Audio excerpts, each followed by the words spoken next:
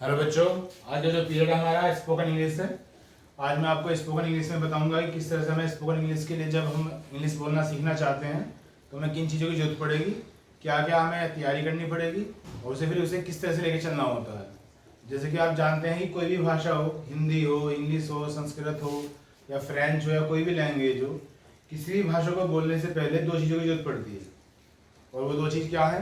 उसमें नंबर एक तो है ग्रामर पार्ट और दूसरा है वर्ड पावर पार्ट। क्योंकि अगर मान लिया हमारे पास शब्द ही नहीं होंगे तो हम बोलेंगे क्या? इसके लिए तो हमें वर्ड पावर स्ट्रोंग करनी पड़ती है। और उन शब्दों को हम किस तरह से व्यवस्थित करेंगे, क्या चीज़ पहले आनी चाहिए, क्या चीज़ बाद में आनी चाहिए। अगर मान लिया इंग्लिश की बात करता हूँ तो एक सीक्वेंस होती है कि सब्जेक्ट है, फिर हेल्पिंग वर्ब है, फिर मेन वर्ब है, फिर ऑब्जेक्ट है, फिर रिमेनिंग पार्ट है, या एडजेक्टिव कहाँ आएगा, एडवर्ब कहाँ आएगा, कंजक्शन का क्या यूज़ है। तो इन चीज़ों को जो हमारा तरीका हमें आना चाहिए तो वो चीज़ हमें क्या सिखाती है? वो हमें ग्रामर सिखाती है। तो अगर हमें किसी भी भाषा में पकड़ बनानी है तो दो चीज़ों का हमें स्पेशल रूप से, बहुत ही विशेष रूप से ध्यान रखना होगा।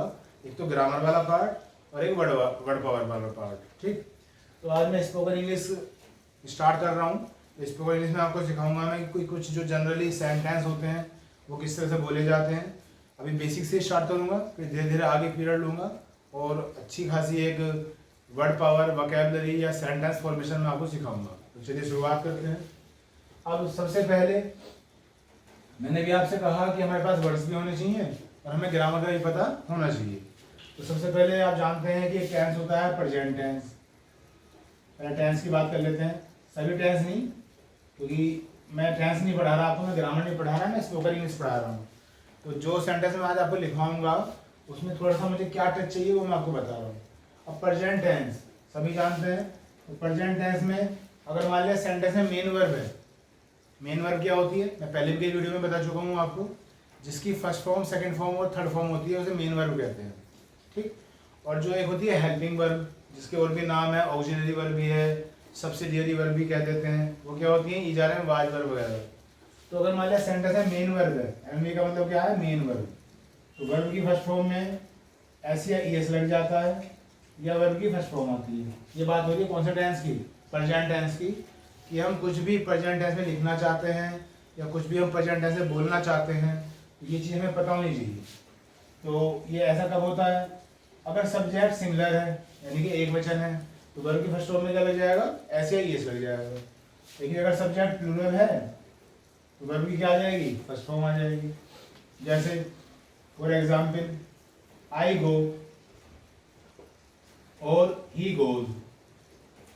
छोटी बात बता रहा हूँ, बिल्कुल बेसिक सी बात बता रहा हूँ। तो इन दोनों में जो है मेन वर्ब क्या है? गो है। और मेन वर्ब क्यों? तो गो की तीन फॉर्म होती हैं, गो, वेंट और गोन। फर्स्ट फॉर्म, सेकंड फॉर्म और थर्ड फॉर्म। तो आपने देखा कि आई के साथ तो मैंने गो यूज करा और ही के साथ क्या किया? गोज यूज किया, क्योंकि जब सिंगुलर होता है सब्जेक्ट तो ऐसे ईएस लग जाता है। तो यहाँ पे ही जो है ये क्या है? सिंगुलर है, और जो आई है ये क्या है? प्लूरल है। ग्रामर में आई को प्लूरल माना जाता है, हालांकि कहीं ये सिंगुलर हो जाता है और कहीं ये प्लूरल हो जाता है, लेकिन मैं इस टॉपिक को नहीं पढ़ा रहा, वरना मैं अपने मेन टॉपिक से हट जाऊंगा। फिलहाल आप ये याद रखें कि ही तो होता है सिंगुलर और आई क्या होता है? प्लूरल। इसलिए आई के साथ क्या आई है? वर्ब की फर्स्ट फॉर्म आई है, जबकि ही के साथ क्या आई है? वर्ब की फर्स्ट फॉर्म में एस या एस लग गया है। ये लिख के भी दिखा देता हूँ मैं। आई, वी, यू और दे, ये जो चार प्रोनाउन है प्लूरल होते हैं, और ही, शी और इट ये क्या होते हैं बच्चों? सिंगुलर होते हैं। ये पहले भी हम बात कर चुके हैं। और अगर मान लिया किसी सेंटेंस में मेन वर्ब है ही नहीं तो वहां पे क्या होगी? हेल्पिंग वर्ब होगी। हेल्पिंग वर्ब मैंने अभी बताया कि ऑक्सिलरी वर्ब भी कह देते हैं, AUXILIARY, ऑक्सिलरी वर्ब भी कह देते हैं। इसी हेल्पिंग वर्ब को सब्सिडियरी वर्ब भी कह देते हैं, SUBSIDIARY, सब्सिडियरी वर्ब भी कह दिया जाता है ऐसे। और ये हेल्पिंग वर्ब क्या होती हैं? Is, are, am, was, were, will, shall, be, been, being, इन सबको हम क्या बोलते हैं? हेल्पिंग वर्ब, जो टेंस के हिसाब से हम यूज करते हैं। अभी मैंने जो ऊपर लिख रखा है प्रेजेंट टेंस लिख रखा है, तो यहाँ हम क्या इस्तेमाल कर सकते हैं? हम या तो इज इस्तेमाल करेंगे या आर करेंगे या एम करेंगे, क्योंकि प्रेजेंट में सिर्फ जो हेल्पिंग वर्ब इस्तेमाल होती हैं वो इज, आर और एम इस्तेमाल होते हैं। और इज कहाँ पे होता है? सिंगुलर के लिए। आर कहाँ होता है? प्लूरल के लिए। और एम आता है आई के साथ। हालांकि आई प्लूरल होता है लेकिन आई के साथ हम हमेशा एम ही यूज करते हैं। ठीक, तो ये मैंने थोड़ी सी आपको भी फॉर्मेशन बताई, पता भी होगा आपको। अब हमारा जो टॉपिक है आज का वो क्या है, स्पोकन इंग्लिश। तो मैं आपको कुछ हिंदी में सेंटेंस बोलूंगा, फिर उन्हें इंग्लिश में लिखने सिखाऊंगा। ठीक है, आज का ये टॉपिक है। तो चलिए शुरुआत करते हैं। तो जो पहला सेंटेंस आ रहा है बच्चों वो है,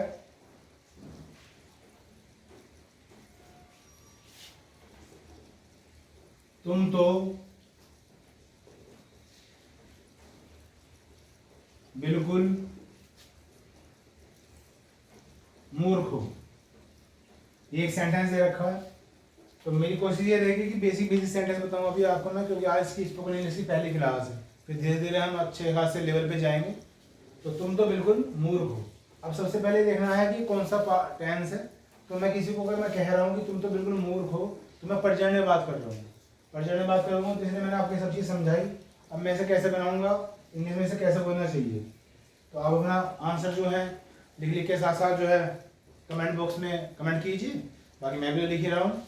तो इसे बोल सकते हैं आप, you are quite stupid. You are quite stupid, ऐसा बोला जा सकता है। बिल्कुल के लिए हम क्वाइट इस्तेमाल करते हैं। ठीक, तो अब ये यू क्या था, प्लूरल था, इसलिए क्या आ गया, आर आ गया। बिल्कुल के लिए क्या आ गया, क्वाइट आ गया। मूर्ख के लिए क्या बोल दिया मैंने, स्टूपिड बोल दिया। You are quite stupid. हालांकि जो क्वाइट है वो भी दो तीन तरह के होते हैं। तो क्विट होता है, Q U I T, quit. एक होता है क्यू यू आई ई टी, क्वाइट। और एक होता है ये quite, Q U I T. ठीक, जब हम कीप क्वाइट बोलते हैं तो उसमें क्यू यू आई ई टी होता है, इसका मतलब होता है शांत रहो, कीप क्वाइट। ये है क्यू यू आई टी, इसका मतलब क्या होता है, बिल्कुल। और एक होता है क्विट, किसी भी काम को छोड़ दो, छोड़ देने को बोलते हैं क्विट कर देना। ठीक है, खैर ये आपका पहला सेंटेंस था आज का। उसके बाद नेक्स्ट सेंटेंस देखते हैं। एक है कि मैं कोई ऐरा गहरा नहीं हूं। ये जो सेंटेंस मैं लिख रहा हूं आपके सामने, हिंदी में भी लिख रहा हूं, फिर मैं उसे इंग्लिश बनाऊंगा। ये जो रोजमर्रा की जिंदगी होती है उसमें इस्तेमाल होते रहते हैं। मैं कोई ऐरा गहरा नहीं हूं, इस तरह से सेंटेंस है कि मैं कोई ऐरा गहरा नहीं हूं। तो इंग्लिश में बोलेंगे बच्चों, आई am not a Dick and Harry. जैसे आपने देखा कि जो ऐरा गहरा होता है, ऐरा गहरा को जो बोला जाता है वो बोला जाता है डिक एंड हैरी। ठीक, तो मैं कोई ऐरा गहरा नहीं हूं, आई am not a Dick and Harry. अभी जो ए है ये क्या है, आर्टिकल है। जब मैं आपको ग्रामर पढ़ाता हूँ तो मैं पार्ट ऑफ स्पीच ही बताता हूँ आपको। तो फिर बता देता हूँ, आई क्या है यहाँ पे, सब्जेक्ट है। सब्जेक्ट में क्या है, प्रोनाउन है। प्रोनाउन में क्या है, पर्सनल प्रोनाउन है। पर्सनल प्रोनाउन में क्या है, नॉमिनेटिव प्रोनाउन है। ठीक, एम क्या है यहाँ पे, स्टैटिक वर्ब है। नॉट क्या है, निगेशन वर्ड है। ए क्या होता है, आर्टिकल। आर्टिकल कौन सा होता है, इंडेफिनिट आर्टिकल होता है। उसके बाद डिक एंड हैरी क्या है, ये नाउन है। डिक भी है और हैरी भी नाउन है। एंड क्या है, कंजक्शन है, जो दो वर्ड को आपस में जोड़ रहा है। ठीक है, खैर तो यहाँ पे जो कोई की सेंस आई है, कोई की सेंस किसमें आई है, ए में। I am not a Dick and Harry. A जो है, ए माने क्या होता है, एक होता है, लेकिन कभी कभी ये कोई की भी सेंस ले लेता है। जब मैं आपको आर्टिकल कराऊंगा ग्रामर में तब मैं आपको बताऊंगा इसके बारे में। इसकी इंग्लिश होगी बच्चे, आई am not a Dick and Harry. मैं कोई ऐरा गहरा नहीं हूं। ये दूसरा सेंटेंस था। उसके बाद तुम पागल तो नहीं हो। अभी एक तरह से क्वेश्चन किया जा रहा है, किसी को धमकाने के लहजे में या किसी को डांटने के लहजे में कुछ इस तरह से बोला जा रहा है, तुम तो पागल तो नहीं हो। तो क्वेश्चन भी किया जा रहा है, तो इंग्लिश तो इजी बन जाएगी, बहुत ही इजी सेंटेंस बन जाएगा। क्या, are you not mad. Are you not mad. जब हम क्वेश्चन करते हैं तो जो हेल्पिंग वर्ब है वो बाहर निकल के आ जाती है। जैसे हमने हेल्पिंग वर्ब लिखी है, ये कहाँ जाएगी, बाहर आ जाएगी। अगर आप क्वेश्चन कर रहे हैं, अगर आप क्वेश्चन नहीं कर रहे हैं, एक स्टेटमेंट है, तो शुरू में क्या आएगा, सब्जेक्ट आएगा, उसके बाद फिर हेल्पिंग वर्ब आएगा। ठीक है, ये बेसिक बात हो गई। उसके बाद नेक्स्ट सेंटेंस है, तुम तो बहुत घटिया किस्म के आदमी हो। तुम तो बहुत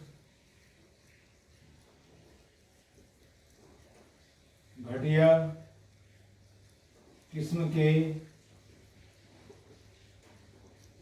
आदमी हो। ये सेंटेंस दिया है, जो इसे देख रहे हैं इस वीडियो को, आप इसे बनाने का प्रयास करें, फिर मैं आपको लिख के दिखाता हूँ इसकी जो इंग्लिश होगी क्या होनी चाहिए। तुम तो बहुत घटिया किस्म के आदमी हो।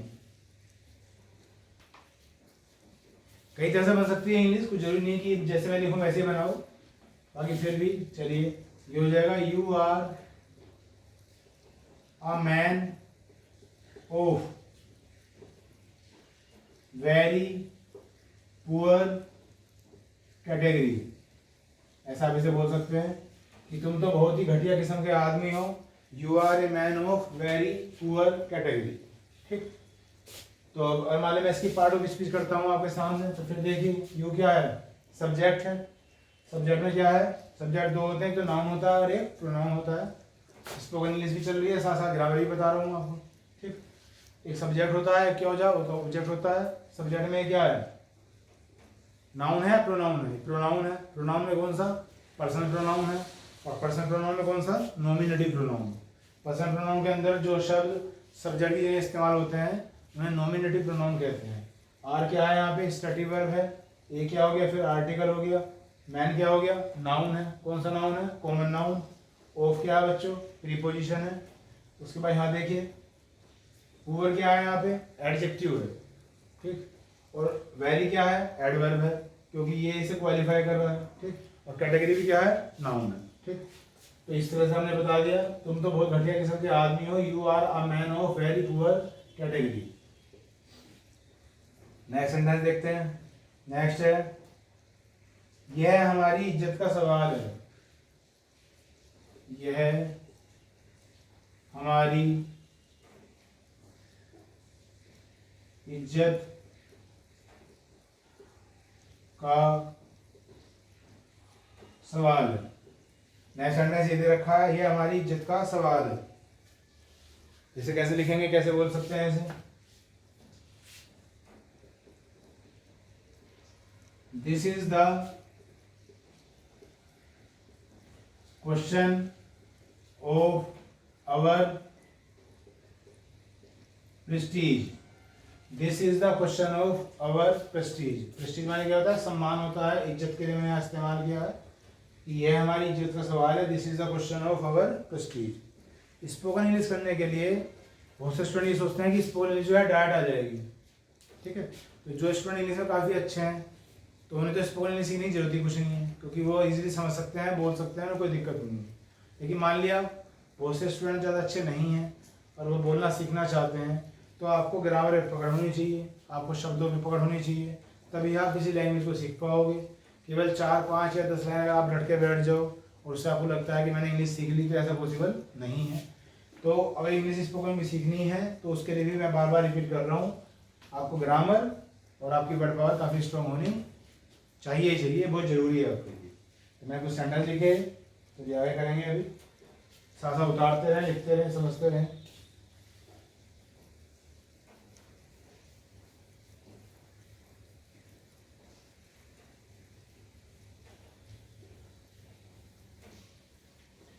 ये सेंटेंस जो है मैं जो लिख कर लाया हूँ ये वही है कि जो रोज़ डेली लाइफ में हमारे इस्तेमाल होते रहते हैं, बोलते रहते हैं इन्हें।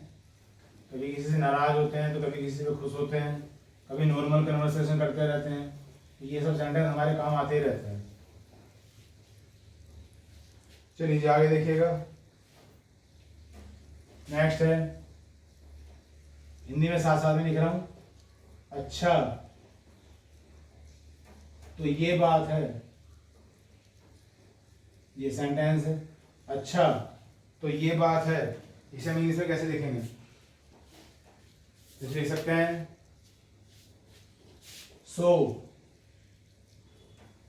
It is like this. इसकी इंग्लिश बनेगी बच्चों, अच्छा तो ये बात है, so it is like this. जो लैंग्वेज होती है उसे फील करना चाहिए कि मतलब उसका बोलने का लहजा क्या है, उसे लिखने का लहजा क्या है।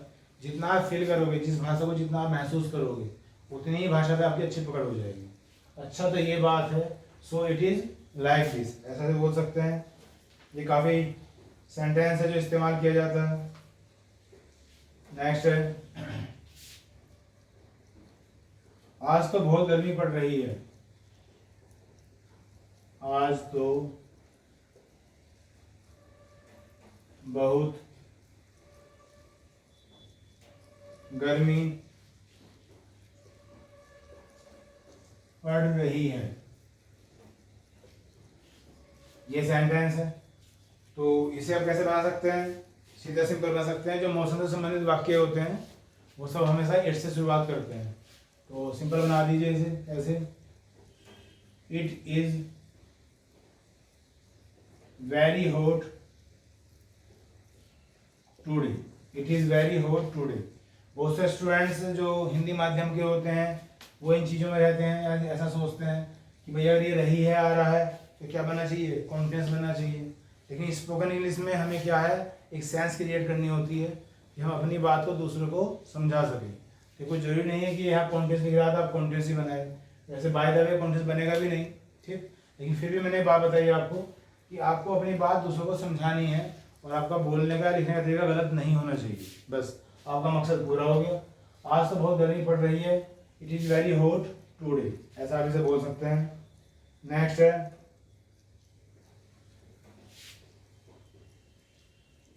थोड़े बहुत तो पढ़े लिखे हम भी हैं। थोड़े बहुत तो पढ़े लिखे हम भी हैं। ये सेंटेंस बहुत बोला जाता है और आप महसूस कर रहे होंगे कि ये सेंटेंस अक्सर भूलता ही रहता है। थोड़े बहुत तो हम भी पढ़े लिखे हैं, तो इसे कैसे बोलेंगे, कैसे लिखेंगे? इसे लिख सकते हैं बच्चों, we are also some educated. We are also some educated. तो जितने भी मैं मोस्टली आज सेंटेंस लिख रहा हूँ, मोस्टली का मतलब ज़्यादातर, वो सब प्रेजेंट के लिखूंगा। तो क्योंकि प्रेजेंट मैंने आपको समझाया, थोड़े बहुत तो पढ़े लिखे हम भी ऐसे बोल दिया जाता है, ठीक। किसी से हम बात कर रहे हैं कि भाई आप हमें नीचे समझ रहे हो, हमें नीचे दिखाने का प्रयास कर रहे हो, तो थोड़े बहुत तो हम भी जानकार हैं, थोड़े बहुत तो हम भी पढ़े लिखे हैं, तो आप उसे ऐसे बोल सकते हैं, we are also some educated, ठीक। नेक्स्ट सेंटेंस क्या है? नेक्स्ट है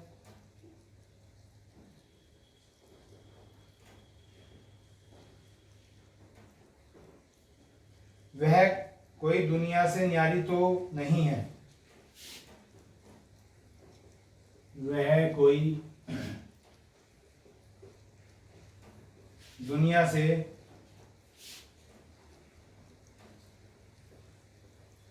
न्यारी तो नहीं है। न्यारी से मतलब यहाँ क्या है कि वह मतलब दुनिया से कोई अलग नहीं है, वो दुनिया में ही है, जैसे हम हैं वैसे ही वो है, या वैसे ही तुम लोग हो। तो तुम कुछ ऐसा बर्ताव मत करो कि जिससे हमें ऐसा लगे कि तुम अलग होने का प्रयास कर रहे हो, अलग बन के दिखाने का प्रयास कर रहे हो। तब ये वाक्य बोल दिया जाता है कि वह कोई दुनिया से न्यारी तो नहीं है, वह कोई दुनिया से अलग तो नहीं है, इस तरह से बोल दिया जाता है। इसे कैसे बोलेंगे? इसे बोल सकते हैं she is not unique. She is not unique in the world. ऐसा बोल सकते हैं कि वो दुनिया में कोई एक ही नहीं है, यूनिक नहीं है, और भी है उसके जैसे, हम भी हैं उसके जैसे।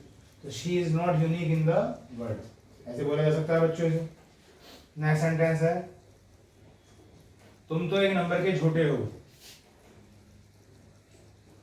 तुम तो एक नंबर के झूठे हो। ये सेंटेंस है हिंदी में, तुम तो एक नंबर के झूठे हो। तो उसे कैसे बोलेंगे इंग्लिश में? बोल सकते हैं you are the first rate lawyer.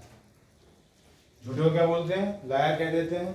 तो you are the first rate liar, ऐसे आप बोल सकते हो।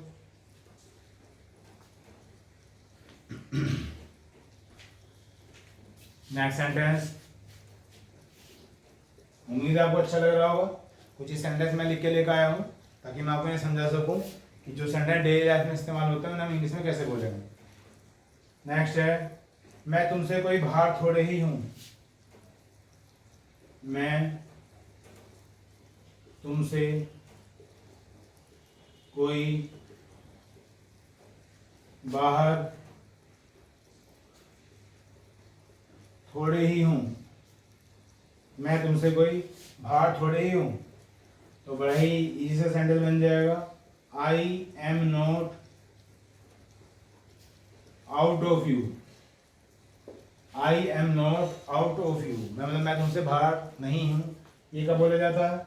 मैं तुमसे कोई बाहर थोड़े ही हूँ, मतलब जैसे दो लोग आपस में बात कर रहे हैं और कोई बिजनेस है उनका, तो बात कर रहे हैं अपने बिजनेस की, अपनी कंडीशन बताई जा रही है, तो एक ने फिर दूसरे को एग्री करते हुए कहा कि जो आप कहोगे, जो आप करोगे, मैं उससे अलग नहीं हूँ, मैं भी वही सोच रहा हूँ जो आप सोच रहे हो, मैं भी वही करना चाहता हूँ जो आप करना चाहते हो। तब उस वे में इस सेंटेंस को बोल दिया जाता है कि मैं तुमसे कोई बाहर थोड़े ही हूँ, I am not out of you. ठीक, उसके बाद नए सेंटेंस चलते हैं। नेक्स्ट है बच्चों, आप तो काफी समझदार हो। साथ साथ लिखते रहना, समझते रहना। आप तो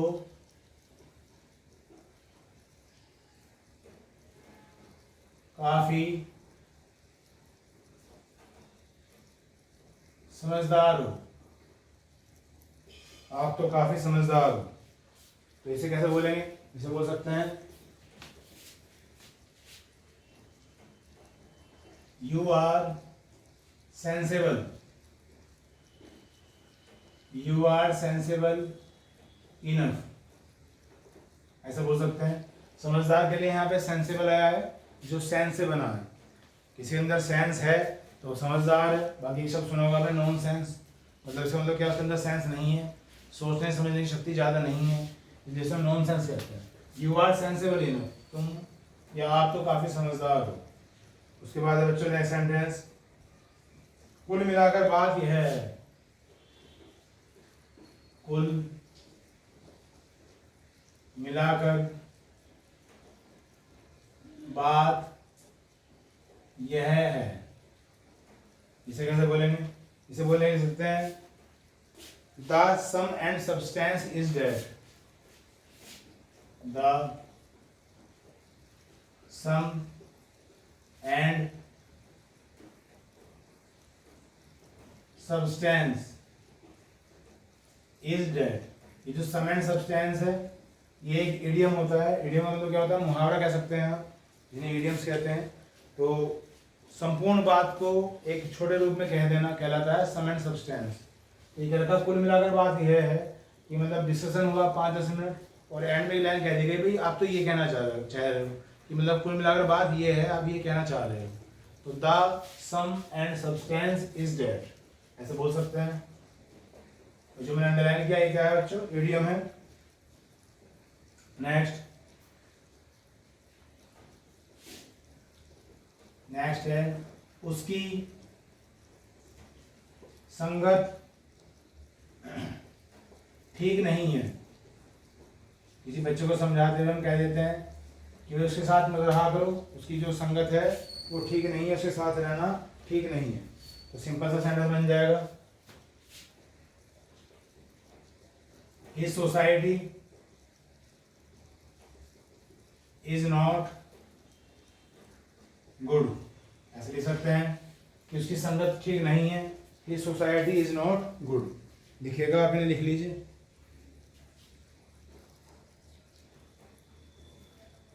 उम्मीद है कि आपको समझ में आ रहा होगा। बाकी मोस्टली सेंटेंस अभी तक तो सारे जो सेंटेंस लिखे हैं मैंने सारे प्रेजेंट के लिखे हैं, और ये अक्सर सेंटेंस इस्तेमाल होते रहते हैं हमारे आम चाल की बोल भाषा में। उसकी संगत ठीक नहीं है। नेक्स्ट है, तुम तो बड़े वहमी आदमी हो। तुम तो बड़े वहमी आदमी हो। बनाइए इसकी इंग्लिश, आप बनाइए, फिर मैं लिखता हूं। सिंपल सिंपल से सेंटेंस है, सिंपल सिंपल सेंटेंस। इसलिए मैं कहता हूं कि अगर मान लिया कोई स्टूडेंट इंग्लिश में ज़्यादा अच्छा नहीं है, अभी लर्निंग स्टेज में है, तो उसकी वर्ड पावर स्ट्रॉन्ग होनी चाहिए। और मान लिया जिसने बना दिया होगा तो उसको कोई दिक्कत नहीं आई होगी, लेकिन जिससे नहीं बन रहा तो हो सकता है उसे इसकी इंग्लिश ना आ रही हो। अगर उसे इसकी इंग्लिश आ रही हो, उसका वर्ड का पता हो, फिर उसे ये पता ना चल रहा हो कि किसे पहले रखूँ किसे बाद में रखूँ। तो इसलिए मैं कहता हूँ कि वर्ड पावर तो इससे जरूरी है, इन सब की आपको इंग्लिश पता होनी चाहिए। और फिर कौन सा शब्द पहले आएगा कौन सा शब्द बाद में आएगा वो आपको ग्रामर बताएगी। तो वही बात जो मैंने भी कहा था कि भाषा का कोड बनाने के लिए दोनों चीज़ों का होना बहुत ज़रूरी है, वर्ड पावर का और ग्रामर का। इनके बिना ना आप इंग्लिश लिखना सीख पाओगे, ना आप इंग्लिश बोलना सीख पाओगे।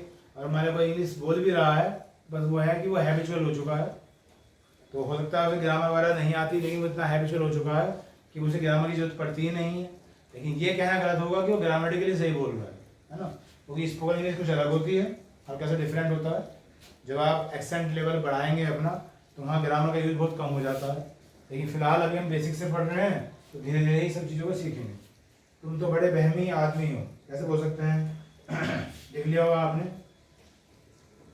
You are very suspicious, you are very suspicious person, ऐसा लिख सकते हैं। बहमी के लिए जो संदेह करता है उसे क्या बोलते हैं? सस्पिशियस। ये किससे बना है? सस्पेक्ट से बना है, ठीक। और वही अगर मैं ऐसी पार्ट ऑफ स्पीच अलग करता हूँ तो यू क्या है बच्चों? सब्जेक्ट है। सब्जेक्ट में क्या है? प्रोनाउन। प्रोनाउन में क्या है? Personal pronoun. और पर्सनल प्रोनाउन में कौन सा प्रोनाउन? Nominative pronoun. और क्या है यहाँ पे? स्टडी वर्ब है। सस्पिशियस क्या है बताइए? एडजेक्टिव है। पर्सन क्या है? नाउन है। कौन सा नाउन है? Common noun.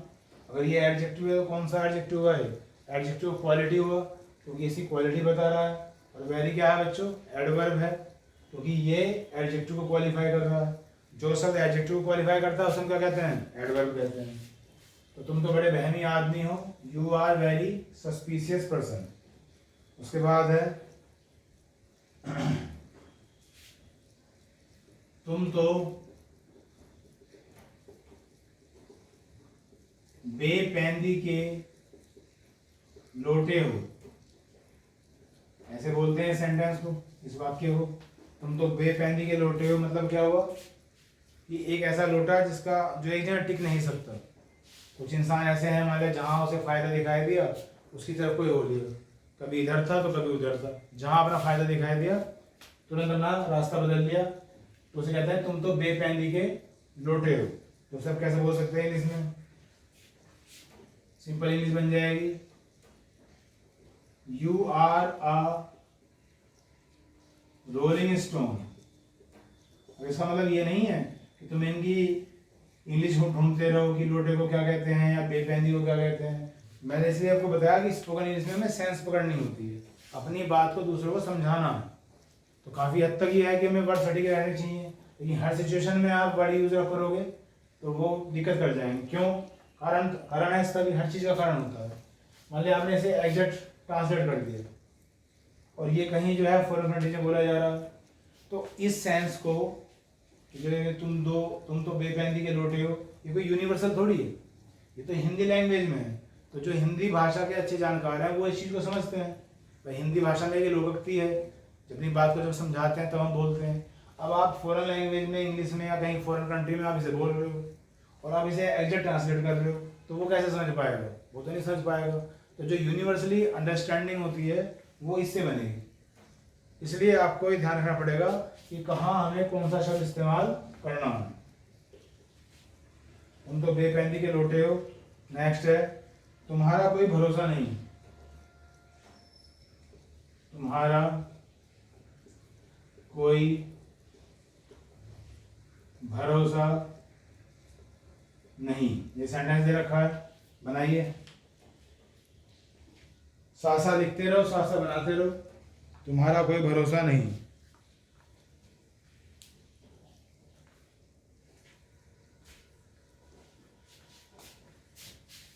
लिख लिया होगा आपने, ये बनेगा यू आर नॉट रिलायबल, ऐसा बना सकते हैं आप। एक शब्द होता है रिलाई, RELY, ये होता है भरोसा करना, किसी पे डिपेंड होना, जिससे रिलायंस बना। रिलायंस जो कंपनी है वो भी इसी से बना। तो यू आर नॉट रिलायबल, तुम्हारा कोई भरोसा नहीं है, तुम भरोसेमंद नहीं हो। ठीक, तो ये मैंने सेंटेंस लिखे आपको। अच्छा, तो ये बात है, एक बार रिवाइज कर लेते हैं। So it is like this. अब इसे बोल बोल के आप प्रैक्टिस करें।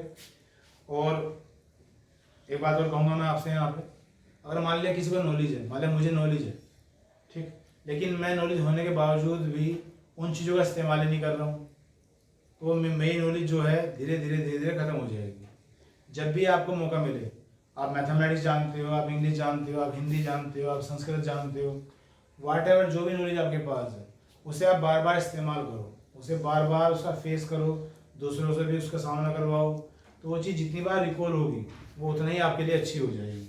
अब जब भी मैंने सेंटेंस आपको लिख दिए, हिंदी में भी और इंग्लिश में भी, तो जब भी मान लिया आपको इंग्लिश में अच्छा करना है, जब कभी भी सिचुएशन आपके सामने आए तो कोशिश करो कि ये सेंटेंस आप बोल पाओ। ठीक, कभी कभी हाई सिचुएशन होती है कि भाई सामने वाला हिंदी बोल रहा है तो कुछ जरूरी नहीं बोलने की, लेकिन अपने मन में बोल के देख लो। एटलीस्ट ये पता होना चाहिए कि हाँ आप इस चीज़ को बोल सकते हो। तो जब आपके अंदर ये कॉन्फिडेंस आ जाएगा कि मैं इसे बोल सकता हूँ, तो एक सिचुएशन ऐसी भी आएगी कि जहाँ आप इंग्लिश में बात करना चाहते हैं तो तब आप उसे बोल दोगे। ठीक है, एक बार रिवाइज कर लेते हैं। अच्छा, तो ये बात है, so it is like this. अच्छा, तो बहुत गर्मी पड़ रही है, आज तो बहुत गर्मी पड़ रही है, sorry. It is very hot today. थोड़े बहुत तो पढ़े लिखे हम भी हैं। वी और ऑल्सो सम एजुकेटेड। वह कोई दुनिया से न्यारी तो नहीं है। She is not unique in the world. तुम तो एक नंबर के झूठे हो। You are the first rate liar. मैं तुमसे कोई बाहर थोड़े ही हूँ। I am not out of you. आप तो काफी समझदार हो। You are sensible enough.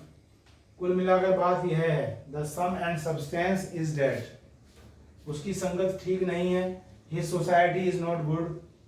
तुम तो बड़े वहमी आदमी हो। You are very suspicious person. तुम तो बेपैंदी के लोटे हो। You are a rolling stone. तुम्हारा कोई भरोसा नहीं। You are not reliable. चलिए आगे देखेंगे।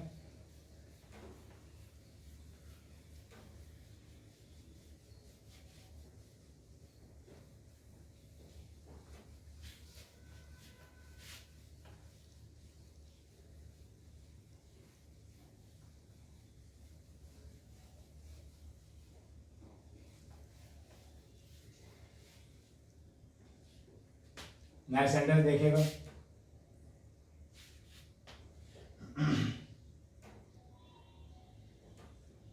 इसमें मेरा क्या कसूर है। इसमें मेरा क्या कसूर है। एक तरह से क्वेश्चन ही किया गया है, बात हो रही है दो आदमियों के बीच में, तो कह रहा कि इसमें मेरा क्या कसूर है, मेरा क्या फॉल्ट है। तो कैसे बनाएंगे, आप लिख लीजिए।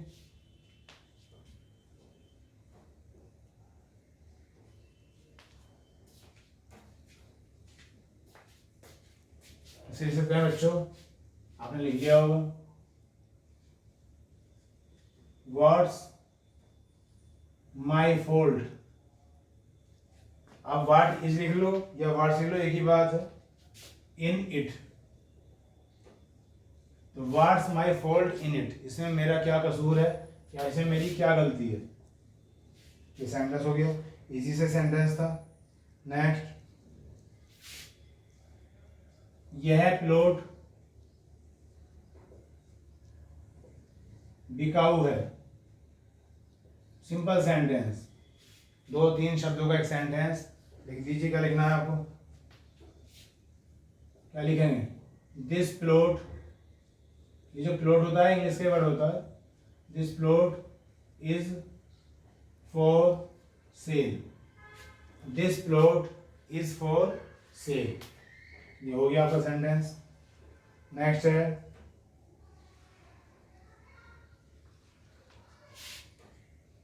वह तो बड़ा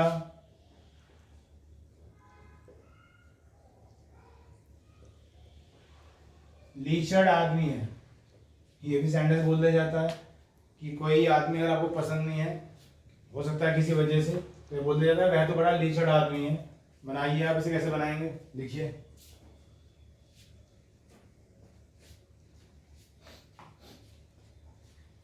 देखिएगा, लिख सकते हैं आप, he is very sluggish. He is very sluggish. Sluggish जो वर्ड है ये गंदगी के लिए इस्तेमाल होता है मोस्टली। एक ऐसा इंसान जो ज़्यादा अच्छा नहीं है इसका बर्ताव, जिसे एटिकेट्स नहीं आते, जिसे मैनर्स नहीं आते, उसके लिए हम स्लगिश इस्तेमाल कर लेते हैं, जैसे यहाँ किया गया है, ही इज़ वेरी स्लगिश, वह तो बड़ा लीचड़ आदमी है। उसके बाद नेक्स्ट बच्चों,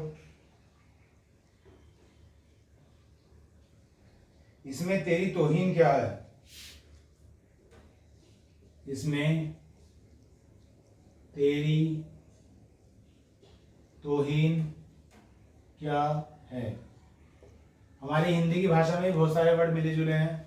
अब जैसे तौहीन है, इज्जत है, ये कोई हिंदी के शब्द थोड़ी है, लेकिन हमारे देश पर जो है काफ़ी विदेशी आक्रांताओं का प्रभाव रहा है, तो वहाँ की जो सभ्यता है, वहाँ की सभ्यता भी हमारे देश की सभ्यता से मिक्स हुई है। इसलिए अरबी शब्द हैं, फारसी शब्द है, इंग्लिश शब्द हैं, तुर्की शब्द हैं, पुर्तगाली शब्द हैं, तो बहुत सारे शब्द हमारी हिंदी में आ चुके हैं। उन्हें हम बार बार बोलते रहते हैं, लेकिन हमें ये पता नहीं होता कि हिंदी में बोल रहे हैं और शब्दों को बोल रहे हैं, और शायद पता करना चाहते भी नहीं हैं। खैर, इसमें तेरी तौहीन क्या है? आप इसे इंग्लिश में बनाइए। तौहीन का मतलब एक तरह से बेइज्जती कह सकते हैं, अगर मैं कुछ अलग शब्द की बात करता हूँ तो।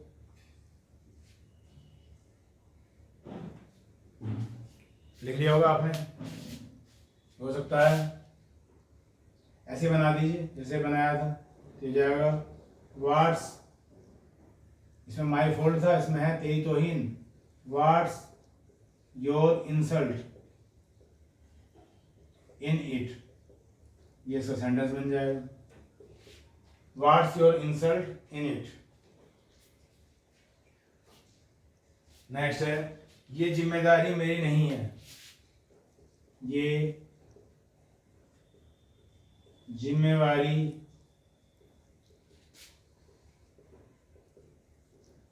मेरी नहीं है। लिखेगा इंग्लिश में।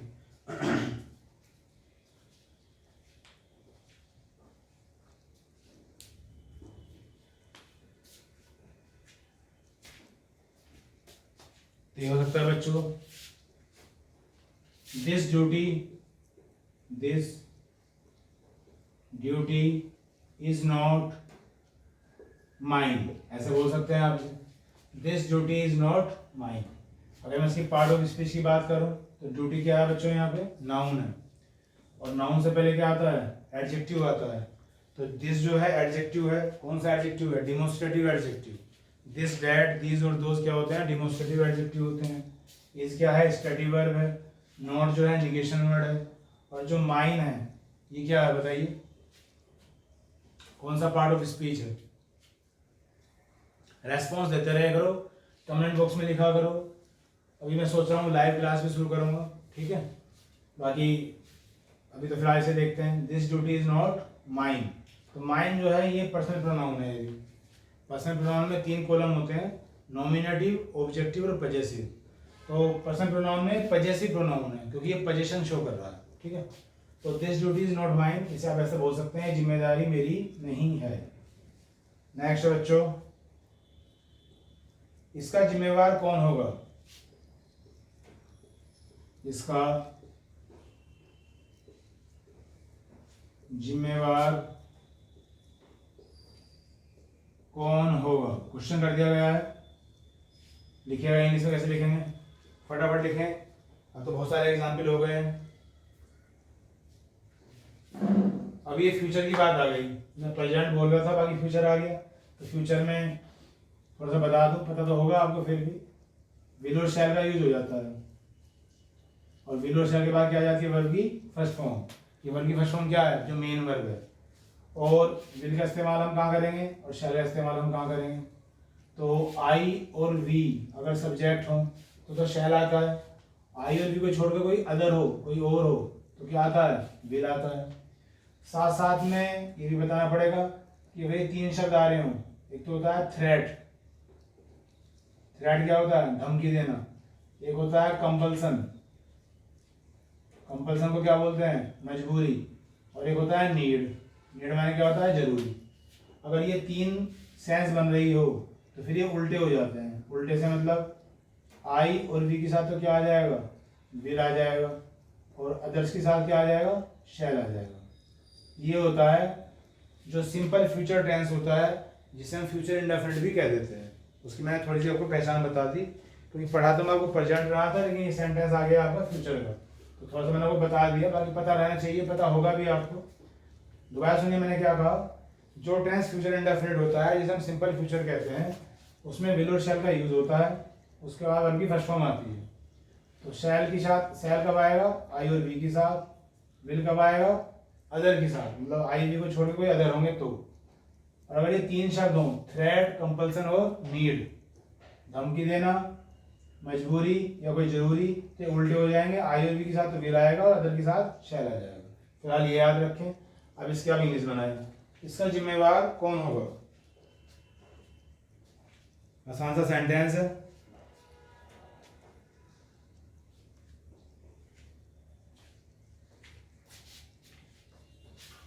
देखिएगा, ये होगा हु विल बी responsible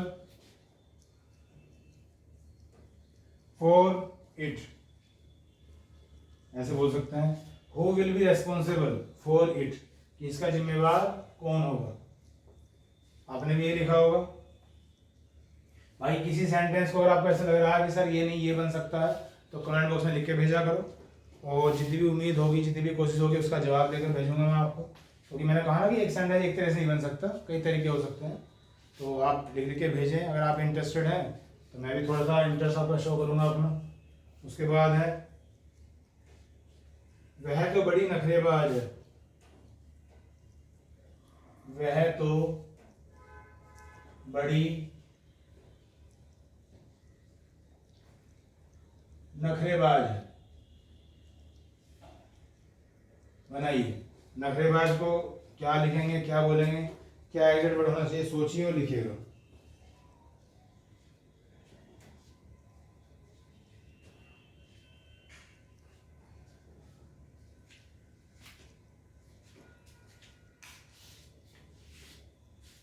लिख लिया होगा आपने। इसे लिख सकते हैं, she is very,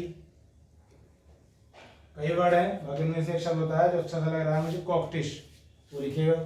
she is very coquettish, COQUETTISH, she is very coquettish बोल सकते हैं, COQUETTISH।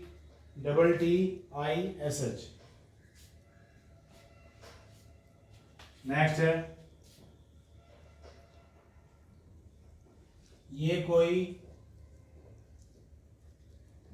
कायदा नहीं है, ये कोई कायदा नहीं है, ऐसे बोल देते हैं। ये कोई तरीका नहीं है, ये कोई तरीका नहीं है बात करने का, ये कोई कायदा नहीं है बात करने का, इससे ऐसे बोला जाता है। तो सिंपल सा सेंटेंस कैसे लिखेंगे, इसे लिख सकते हैं, this is no rule, this is no rule. अब रूल माने तो नियम होता है ना, तो ये ऐसे ही यूज किया जाएगा कि ये कोई तरीका नहीं है बात करने का। This is no rule of talking, ठीक, जैसा आप बात कर रहे हो कोई तरीका नहीं है बात करने का, this is no rule of talking, ऐसा भी से बोल सकते हैं। नेक्स्ट है, मैं मजबूर हूं, मैं मजबूर हूं, कैसे बोलेंगे, कैसे लिखेंगे, लिखिएगा।